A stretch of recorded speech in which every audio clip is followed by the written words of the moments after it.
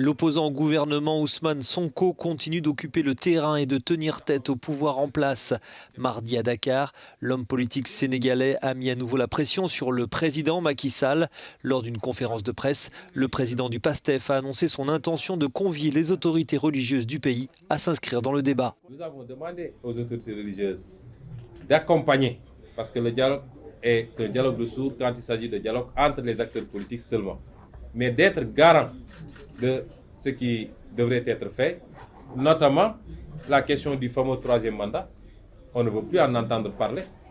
Il n'est plus admissible que quelqu'un au Sénégal puisse se mettre devant le peuple pour penser une fraction de seconde qu'on laissera faire ad vitam aeternam des mandats. Un troisième mandat est à exclure et le jour où quelqu'un voudrait le faire, on ira le déloger au palais. Ousmane Sonko a conscience qu'il a pris une dimension supplémentaire depuis son arrestation en février dernier, qui a débouché sur des manifestations et une violente opposition dans les rues de la capitale sénégalaise. Tout le peuple sénégalais s'est levé comme un seul homme. Jamais de mémoire de Sénégalais on a vu cela. Mais toute la classe politique, les mouvements citoyens, la société civile s'est levée comme un seul homme pour dire que ça suffit. Mais ce mouvement, nous devons comprendre que ce n'est pas lié seulement à l'affaire Ousmane Sonko.